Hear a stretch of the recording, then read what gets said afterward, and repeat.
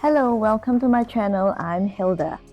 6 years ago, this exercise wouldn't have been possible. There are 3 key exercises that help me to transform my core strength from weak to strong, enabling me to do exercise like this, the advanced Pilates abdominal exercise called teaser, smoothly and effortlessly. So how did I get here? I got here by doing exercises that has got nothing to do with this sagittal plane of motion.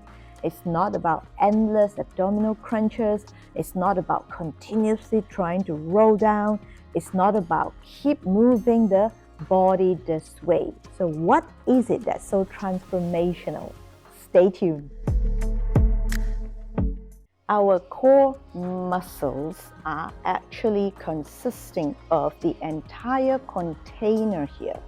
That is the anterior part, the lateral part, as well as the posterior part. That is because our core muscles is not just about the muscles on the anterior body. Our core muscles also exist on the lateral and the posterior side. On the anterior side, we have the rectus abdominis and the transverse abdominis, which is the inner layer of our abdominal muscles, and it is very important for deep core connection. On the side, we have our obliques and our transverse abdominis as well as it continues. And the back, we have the muscle fiber called the thoracolumbar fascia. The combination of this form a container. The entire core muscles here actually goes around the front, the side, and the back side, and the front.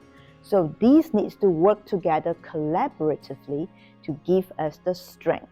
So imagine if we were to continuously just doing crunches or abdominal rolls on this plane of motion, we're not going to get much connection on the side or the back. You might have guessed the point that I'm getting to. The way to build core strength is not just to focus on one plane of motion. We need the lateral side plane as well, and we need the posterior body involved. So the 3 key exercises that transform my core strength from weak to strong have nothing to do with abdominal rolls.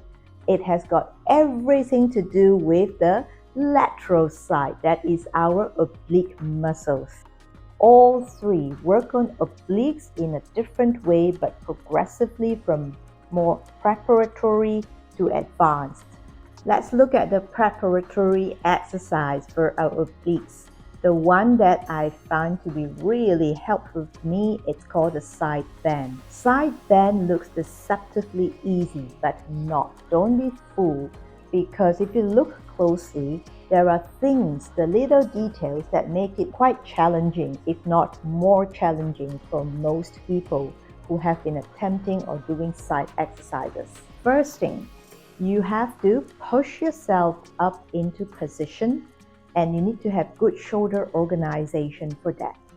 After which, you will have to rely on your upper body strength to bring your body down slightly, slowly, but never allowing the side of your pelvis to touch the floor. All these needs to be controlled and held on to by our obliques. Do that and add on the eye motion of looking around like a rainbow.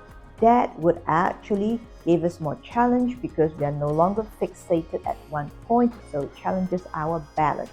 And when that happens, our obliques need to fire away even more to work harder to control the movement so that we don't fall out of place. It wasn't easy for me at all, especially when I have scoliosis, which is a curvature in the spine, in my right thoracic curve. Therefore, I had problem doing that with good upper body organization.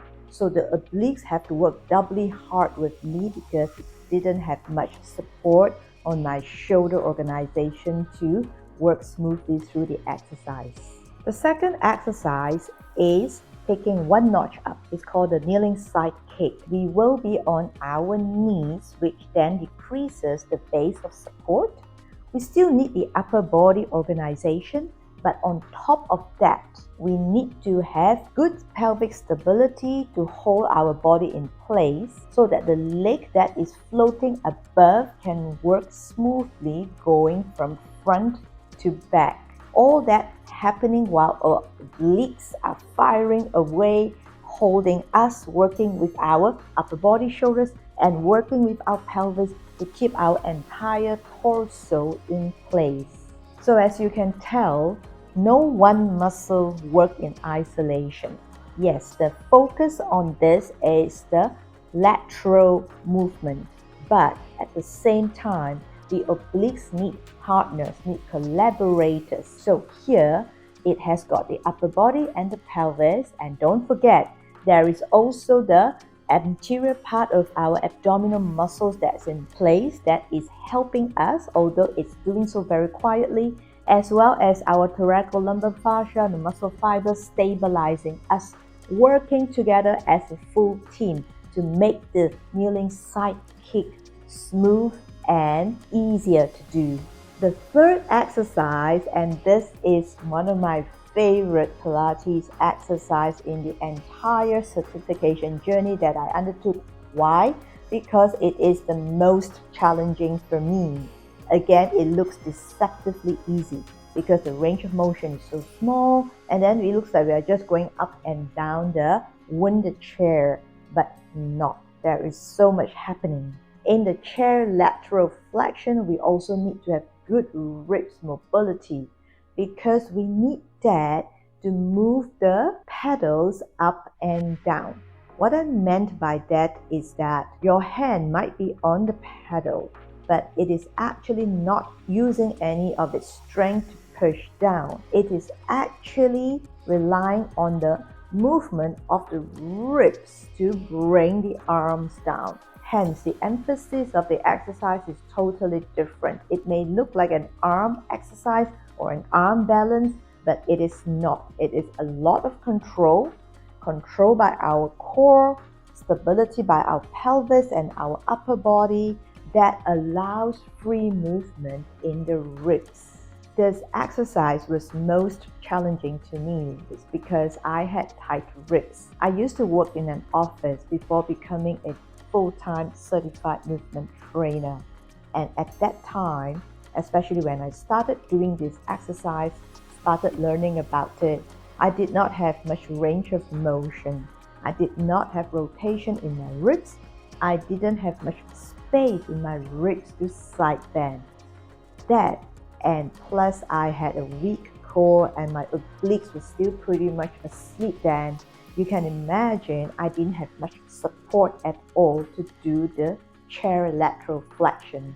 The journey for me to go from weak core to strong core took 6 years from beginning to where I am now. Beginning was a time when I quit my job as an office executive and fully dedicate my time to train my body at the start of the certification process. Certification to become a trainer that includes Pilates, gyrotonic, gyrokinesis, to where I am right now at this point in 2023. And I'm still a work in progress because the body keeps changing.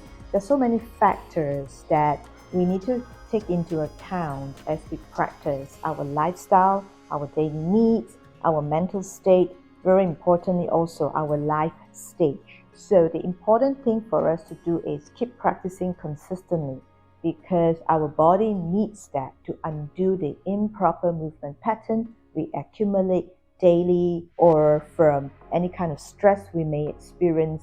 So in practicing and moving, if not daily, then every other day, we're able then to keep the body in its right track on what is the correct movement pattern.